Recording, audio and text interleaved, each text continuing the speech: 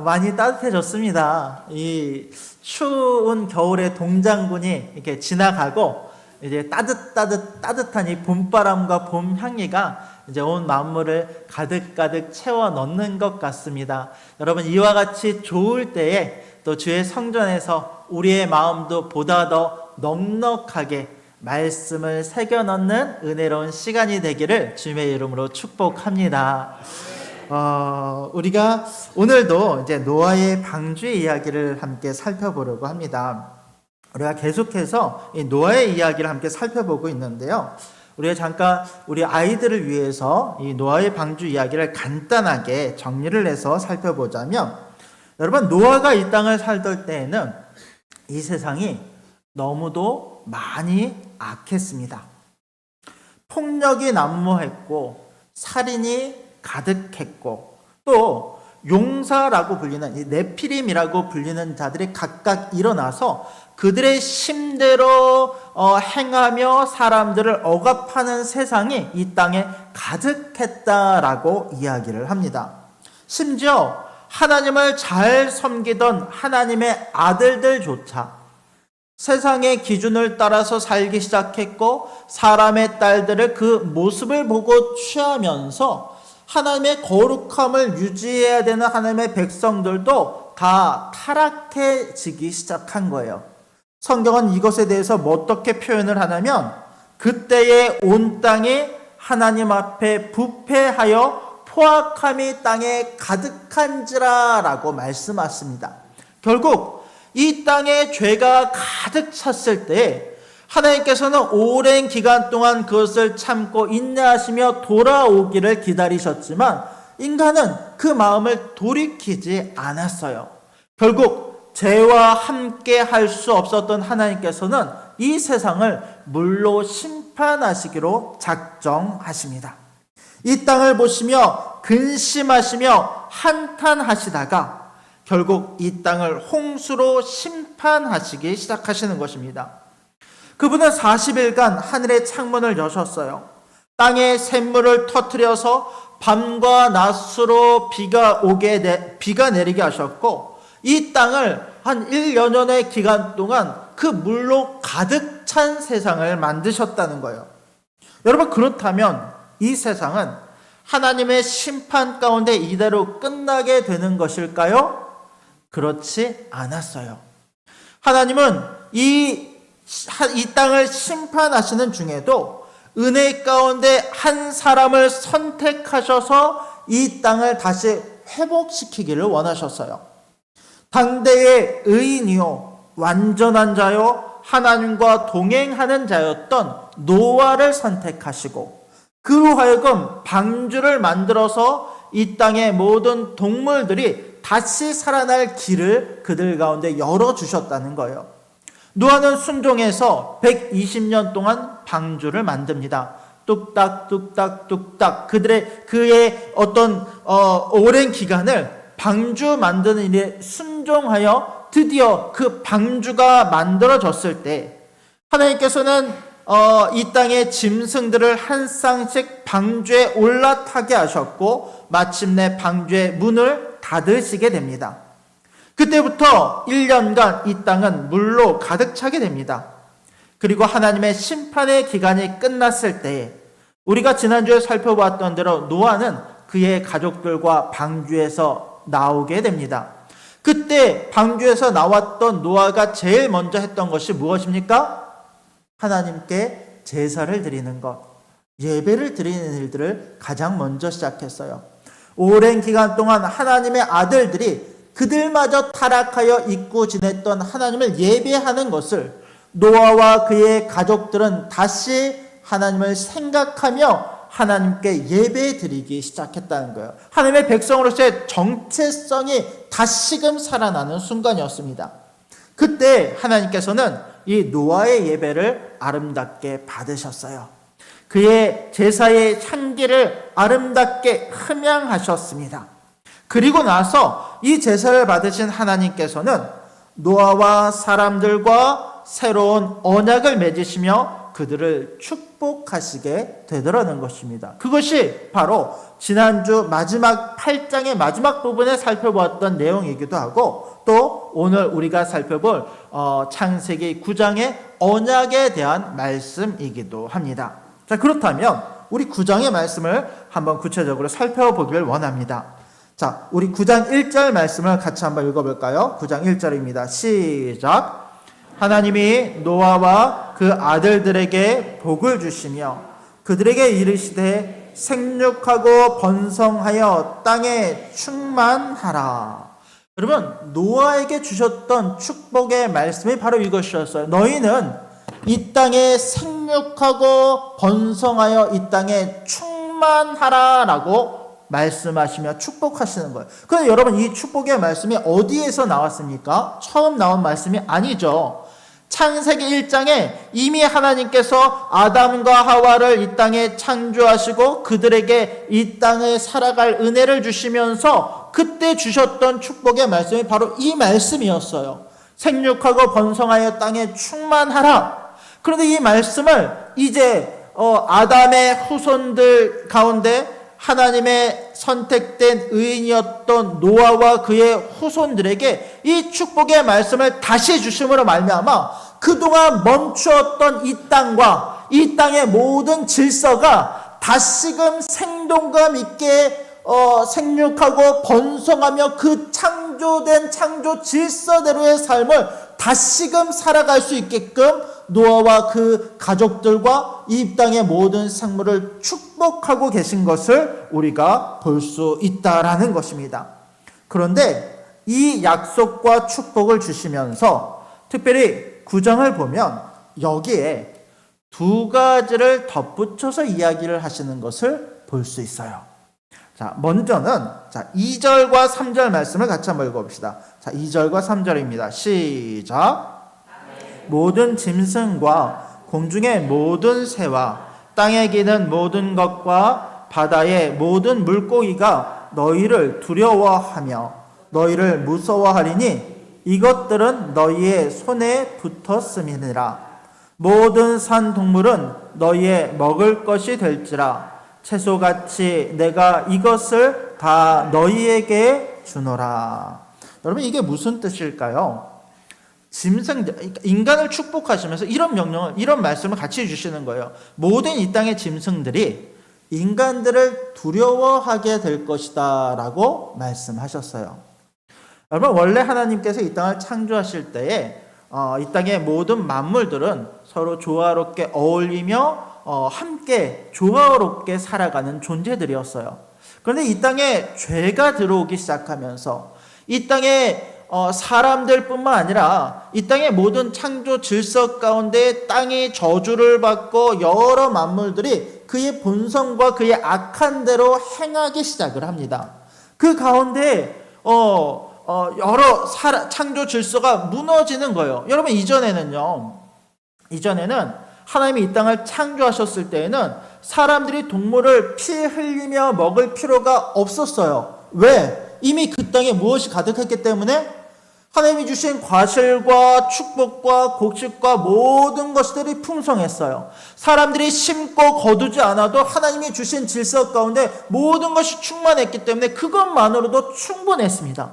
그런데 사람이 죄를 짓고 난 이후에 땅도 같이 저주를 받았어요. 그때부터 땅은 생산 능력을 잃어버리기 시작했어요. 때로는 사람이 땀을 흘려도 땀 흘린 것만큼의 결실을 보지 못할 정도로 이 세상의 모든 만물과 질서가 무너져 내린 거예요. 그때 사람들은 배고픔과 굶주림 가운데 여러 어려운 상황 속에서 살게 되는 거예요. 여러분, 그 가운데 오늘 특별히 노아를 통해서 이 말씀을 새롭게 주시는 거예요. 여러분, 노아의 방주 가운데 모든 짐승들이 탔어요. 그때만 하더라도요, 비록 이미 죄로 인해서 노아뿐만 아니라 그 어떤 모든 동식물들이 그 죄의 영향을 받고 있는 상태입니다. 그러나 노아의 방주 안에 탔을 때에는 감사하게도 이 동물들이요, 그들의 야생성을 감추고 야생성을 하나님께서 절제시키시면서 특별히 어려움 없이 방주 안에서의 생활이 계속되었어요. 그러나 이제 이들은 다시 세상으로 나가게 됩니다. 방주 밖으로 나아가게 돼요. 그때가 되면 이 동물들도 그들의 어떤 야생성과 본능을 다시금 발휘하게 될 것이고, 그로 말미암아서 이 땅에 생육하고 번성해야 될 사람들은 위협을 받게 될 거예요. 사자나 늑대나 곰과 같은 동물들의 위협을 받게 될 것입니다. 그렇기 때문에 하나님께서 이 말씀을 그들 가운데 더하심으로 어떤 일들을 하시냐면 이 땅의 사람들을 보호하시기 시작하시겠다는 거예요. 이 땅의 어려운 모든 만물과 관계와 질서의 깨어진 가운데서도 우리 인간을 보호하시기로 작정하셨다는 거예요. 특별히 3절 말씀을 보면 모든 산 동물은 너희의 먹을 것이 될지라 채소같이 내가 이것을 다 너희에게 주노라 라고 말씀하십니다. 여러분 이전에는 노아의 방주 이전에는 사람들이 고기를 먹었을까요? 안 먹었을까요? 안 먹었을까요? 먹었을까요? 어렵죠. 아마도 그 전에도 동물들을 먹었을 거예요. 근데 아까 저희가 처음에 말씀드렸다시피 그 동물을 먹기 시작한 것이 처음 하나님께서 이 땅을 창조하실 때 창조 질서 가운데 있지는 않았어요. 예를 들면 동물의 피가 처음 내진 게 언제입니까?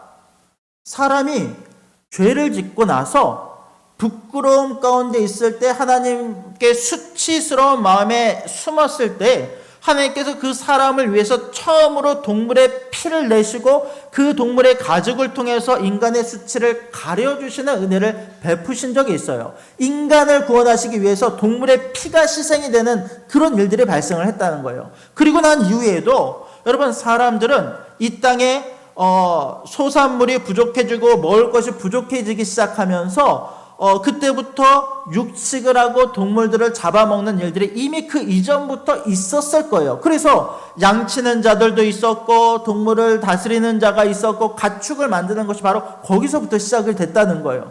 그런데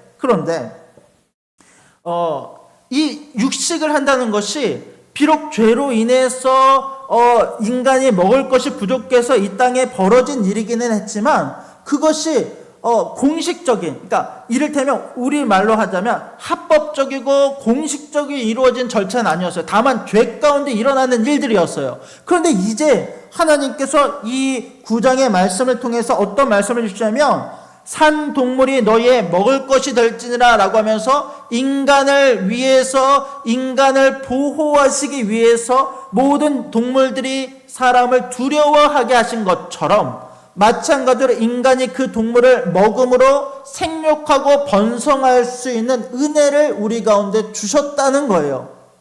여러분, 육식을 허락해 주셨어요. 이제 여러분, 노아의 방주에서 이 노아와 사람들이 나와서 앞으로 1년 동안은 이 씨가 뿌려지고 곡식이 나고 열매가 맺혀지기 전까지는 사람이 먹을 것이 없는 상태예요. 이런 상태에서 사람들에게 육식을 허락하심으로 인간이 생육하고 번성할 수 있는, 이 땅에 먹을 것이 없는 상태에서 먹을 수 있는 것들을 허락하심으로 그 은혜를 인간에게 더하여 주셨다는 것입니다.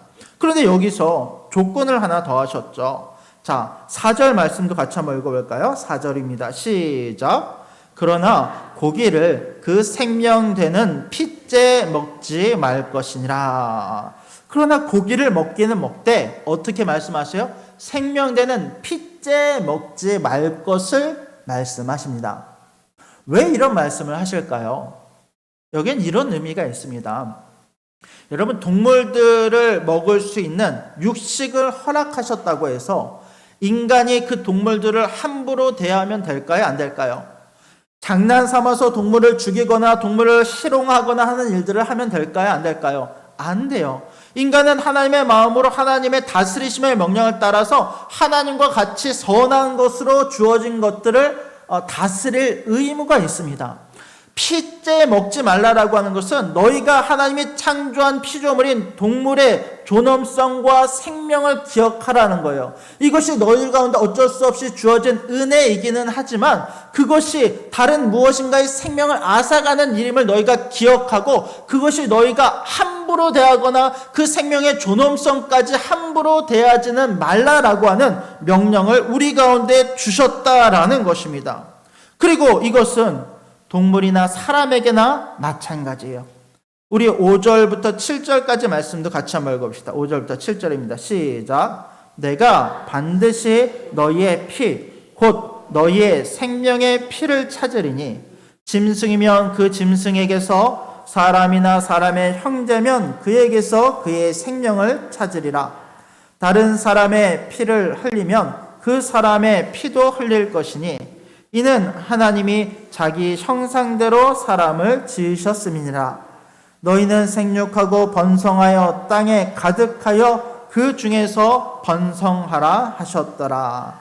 여러분, 이 피에 대한 계명은 동물에게만 적용되는 것이 아닙니다. 사람에게도 마찬가지예요. 사람이 사람을 해하는 것, 특별히 노아의 시기 이전에 있었던 폭력과 살인의 시대를 너희가 반복하지 말 것이며 너희가 이와 같은 죄를 지었을 때 내가 반드시 그 피를 너희 가운데서 거두며 그 책임을 너희가 지게끔 하시겠다는 것이 하나님의 말씀이라는 것입니다. 그러면서 특별히 이런 말씀을 덧붙이시죠.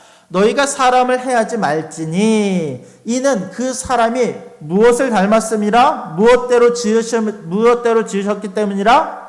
하나님의 형상대로 지음을 받은 존재이기 때문에 그 존재를 너희가 함부로 대하지 말 것을 말씀하고 있다라는 것입니다.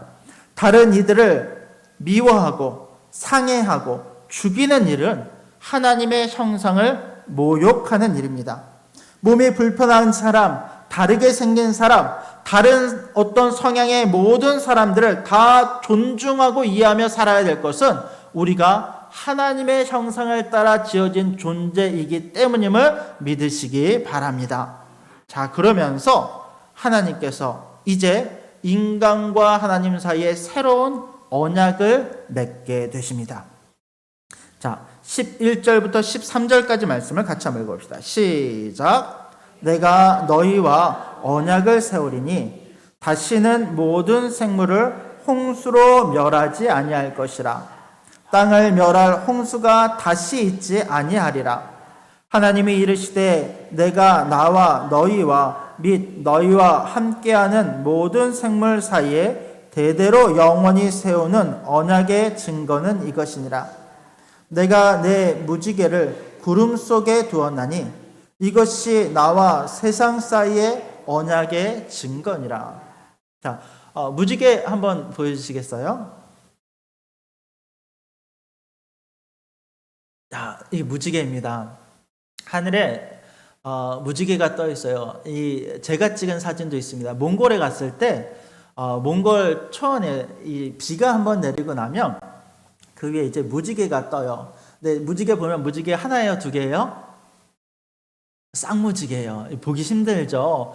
저 아래쪽에 하나의 무지개가 있고 저 위쪽에 또 하나의 무지개가 있습니다. 다른 사진을 봐도 다 쌍무지개가 이렇게 떠 있는데 너무 아름답고 너무 신기한 거예요. 이것을 이제 푸른 초원 위에서 그 하늘에 뜬 무지개를 보면서 하나님의 약속이 과거 노아에게 주셨던 하나님의 약속이 그에게만 주어진 것이 아니라 오늘날 우리 가운데도 그 하나님의 약속과 보호하심이 주어졌음을 이 무지개를 통해서 우리가 알 수 있다는 거예요. 여러분, 하나님께서 인간과 언약을 맺으셨어요. 그리고 그 언약의 증표로 무지개를 주셨습니다. 근데 여러분 보세요. 언약을 한번 살펴요. 언약이 무엇입니까? 언약이라고 하는 것이 무엇입니까? 오늘 말씀에는 언약이라는 단어가 몇 번에 걸쳐 등장하거든요. 하나님과 우리 사이에 언약을 맺었대요. 언약이 무엇입니까? 약속이에요. 약속. 근데 이 약속은 뭐 이 뒤에도 계속 살펴보겠습니다만 약속은 절대 가볍게 진행되어서는 안 돼요. 만약에 어떤 사람이 어제 약속을 하고 오늘 와서 그 약속을 파하게 된다면 그 약속에 효력이 없는 거예요. 이거는 뭐 약속의 중요성을 무시하는 거예요. 자, 우리가 집을 매매합니다. 사는 사람과 파는 사람이 모였어요. 야, 네가 나에게 돈을 주면 내가 이 집을 너에게 줄게. 약속을 합니다. 근데 다음 날이 됐어요. 돈을 받았는데 그 다음 날이 되니까 이 사람이 이렇게 이야기하는 거예요. 아, 내가 돈을 안 받은 것 같아. 다시 돈 주고 우리가 계약을 해야지 라고 이야기를 하는 거예요. 그러면 돈을 먼저 준 사람 입장에서는 화딱지 나는 거죠. 너무 화가 나는 거죠. 속상한 거죠. 그렇기 때문에 여러분, 이렇게 집을 매매할 때는 그냥 약속, 말로만 하지 않아요. 반드시 무엇을 작성합니까? 계약서를 써요. 계약서를 쓰고 돈 받는 사람과 집을 파는 사람들이 모여서 이 계약서를 작성을 합니다. 이것을 문서화시키고 여기에는 계약금도 걸고 증인도 세워요. 그래야지 우리는 안심해요. 아, 이게 이제 명문화 됐구나. 이것을 저 사람도 지키고 나를 지키는구나 라고 약속이 되어진 거예요. 물론 이제 이렇게 약속을 해도 요즘은 속이는 사람들은 막 집 계약할 때 별걸 다 속이고 사기를 칩니다만, 어쨌든 이 가장 기본적인 계약과 약속의 징표가 있어야지 우리는 안심을 하게 된다는 거예요. 여러분, 결혼도 마찬가지입니다. 여러분, 우리가 서로 사랑을 해요. 남자와 여자가 만나서 사랑을 하고 나서 우리 사랑하니까 결혼합시다 라고 이야기를 해요. 근데 약속을 하고 사는데 그 다음 날부터 이 두 사람이 동거를 하기 시작해요. 함께 밥을 먹고 함께 잠을 자고 함께 생활을 하기 시작합니다. 그렇게 했다고 해서 이 사람이 부부가 된 것입니까? 아니요. 이 사람들은 그냥 동거만 하고 있는 거예요. 근데 이것이 진짜 법적인 효력을 갖기 위해서는 어떻게 해야 돼요? 결혼식을 해야 돼요. 모든 사람들을 모아서 이 모여진 하객들은요, 축복해 주는 사람들이기도 하지만 증인이에요. 이 결혼이 유효하다라고 하는, 이 결혼이 공식적이라고 하는 증인이 되는 거예요. 특별히 여러분, 기독교인들은 결혼식을 할 때요, 그냥 결혼 예식이라고 하지 않아요. 결혼 예배라고 해요. 그러면서 사람들 앞에서뿐만 아니라 누구 앞에서 약속을 하는 거예요? 하나님 앞에 언약을 세우는 거예요. 남자와 여자가 평생토록 결혼하여 부부로 살겠습니다라고 하는 언약을 세우는 거예요. 그때부터 이 부부는요, 하나님과 사람들 앞에 증거가 세워져서 같이 행복한 부부 생활을 합니다. 그것뿐만 아니죠. 이 사람들은요, 다시 혼인신고서를 작성하고 구청에 제출함으로 인해서 법적인 부부가 되는 거예요. 그러면 여러분, 이렇게 세워진 부부는요, 함부로 나눌 수가 없어요. 다음 날이 됐다고 나 당신이 사랑하지 않는 것 같아. 끝. 이게 아니에요. 한 번 사랑하기로, 한 번 부부가 되기로 결심을 했기 때문에 이 언약은요, 계속해서 유효해요. 심지어 우리가 부부가 그렇잖아요. 살다 보면 좋은 일만 있는 것이 아니라 서로 나쁜 일도 있고 서로 힘든 일도 있고 사랑이 식기도 하고 이런 과정들이 우리 가운데 있다라고 할지라도 사랑이 다가 아니라는 거예요. 서로 간의 믿음과 신뢰와 언약으로 세워졌기 때문에 그 다음부터는 서로를 신뢰하는 마음으로 견고하게 서로를 배신하지 않고 살아가는 것이 바로 언약이고 사랑이고 결혼 생활인 줄로 믿으시기 바랍니다. 자, 하나님이 우리와 언약을 맺으셨어요. 근데 하나님 입장에서는 그냥 약속을 하고, 우리 인간에게 약속을 하고, 자, 우리가 계미와 약속을 한다고 생각을 해보세요. 여러분, 그러면 계미와 한 약속이 여러분들에게 중요합니까? 중요하지 않습니까? 별로 중요하지 않을 수 있어요. 야, 계미야, 내가 다시는 너를 괴롭히지 않을게. 근데 어린아이들이 그렇게 약속해도 지킵니까? 다음 날이 되면 또 갖고 놀기도 하고 괴롭히기도 하는 게 이게 보통의 마음이잖아요. 하나님 입장에서 사람들과 언약을 맺는다는 것은요, 하나님 입장에서는 손해예요. 왜냐하면 하나님은 모든 것을 다 사람들에게 허락하셨어요. 모든 천지 만물을 사람들을 위해서 창조하셨을 뿐만 아니라 모든 먹을 것과 입을 것을 주시고 자연 만물 가운데 살아갈 수 있는 복을 허락해 주셨어요.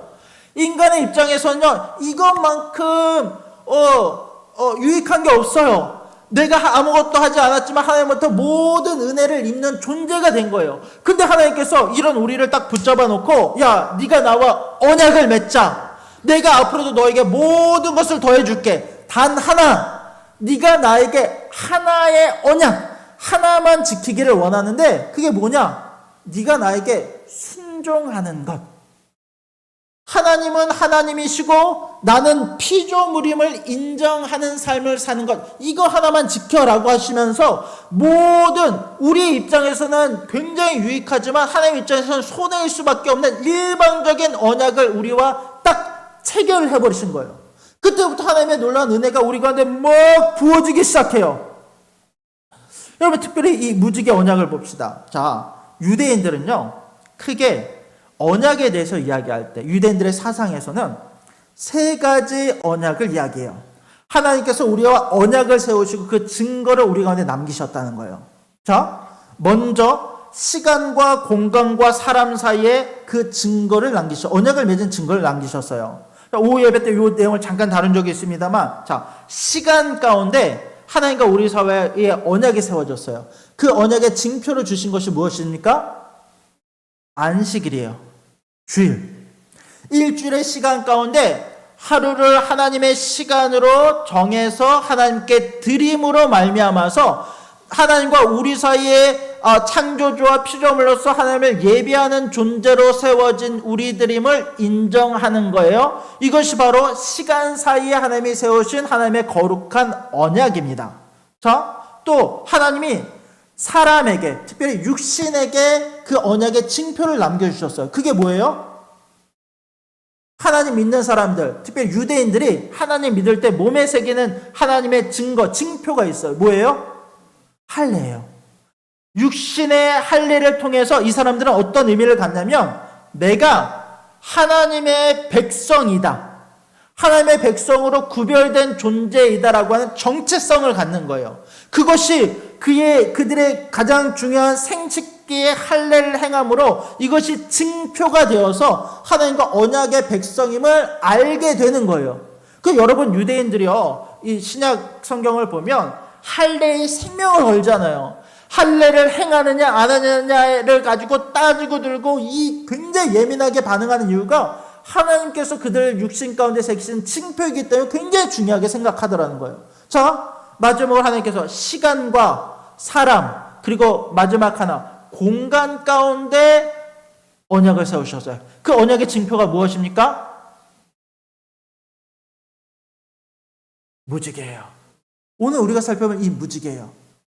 공간 가운데 우리의 눈으로 가시적으로 볼 수 있는 무지개를 세우셨어요. 그것을 볼 때마다 우리는 하나님의 보호하심이 우리 가운데 있게 됨을 알게 되는 거예요. 이거는 물론 무지개는요, 여러분, 무지개는 어떻게 생깁니까?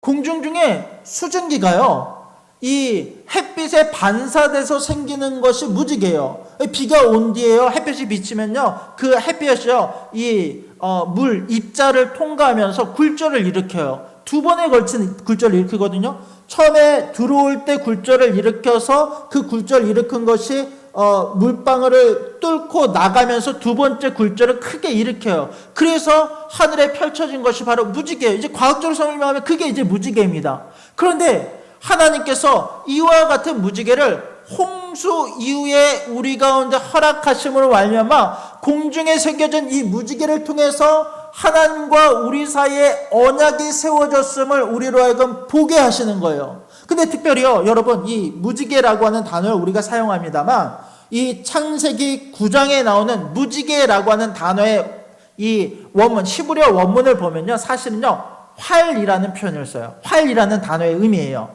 뭐냐면 하늘에 활이 펼쳐져 있는 거예요. 활이 펼쳐져 있는데 이 하늘의 활 끝이 어디를 향하고 있어요? 하늘을 향하고 있어요. 다시는 이 땅을 물로 심판하지 않으시겠다라고 하면서 그 끝을 하늘로 향하세요. 그러면서 동시에 이 활 모양의 무지개는 이 땅을 품는 모양이에요. 이 땅을 보호하시겠다라고 하는 하나님의 의지가 우리 가운데 이렇게 드러나는 것이 바로 무지개라는 것입니다. 여러분, 이 무지개는요, 굉장히 중요한 약속입니다. 노아뿐만 아니라 이 땅의 모든 생물과 다가올 모든 세대와 후손들에게 하신 약속이기도 합니다. 자, 우리 보십시오. 이 언약을요, 하나님과 인간 사이, 노아에게만 이 언약이 이렇게 맺어진 게 아니에요. 한번 볼까요? 9절 10절 한번 말씀해 봅시다. 시작. 내가 그 언약을 너희와 너희 후손과 너희와 함께한 모든 생물 곧 너희와 함께한 새와 가축과 땅의 모든 생물에게 세우리니 방주에서 나온 모든 것 곧 땅의 모든 짐승에게니라. 자, 뭐냐면 이 언약을요, 노아뿐만 아니라 노아의 후손들, 즉 우리에게까지 그 언약이 맺어져 미치고 있고, 또 이 땅의 모든 동식물들과도 그 언약이 맺어진 거. 이게요, 오늘 말씀에만 3번에 걸쳐 이 내용이 나오거든요. 자, 그런데 이 언약을 맺고 나서 하나님이 주신 의미가 뭐냐면, 이 약속은 어떤 일이 있어도 홍수 이것뿐만 아니라 자연 질서가 파괴되는 일이 없게 하겠다라고 하는 하나님의 약속이에요. 하늘이 물을 다 토해내고 땅이 꺼지고 바다가 육지를 덮여서 모든 것을 삼켜버리는 그 일들을 다시 하지 않으시겠다라는 거예요. 물론 여러분 그렇다고 해서 이 땅에 홍수나 지진이 없는 건 아니에요. 부분적으로 어떤 질병과 우리 인간의 죄로 말미암은 결과가 이와 같은 방식으로 나타납니다. 우리 인간이 자연 만물을 아끼지 않고 살았을 때에 지구 온난화가 계속되고 홍수가 일어나고 이와 같은 어려움이 우리 가운데 계속 있을 수 있어요. 그러나 부분적으로 이런 재앙이 우리 가운데 있을지라도 어떤 경우에도 홍수 때와 같이 이 땅의 모든 자연의 질서가 중단이 되고 사람을 심판하시는, 사람을 완전히 이 땅에서 없애시는 그와 같은 일들을 행하지 않으시겠다라고 약속하고 계시다라는 것입니다. 이것이 우리 가운데 주신 하나님의 언약이고 무지개 약속이라는 것입니다. 그러면 여러분 이 언약에 대한 이야기를 좀 내봅시다.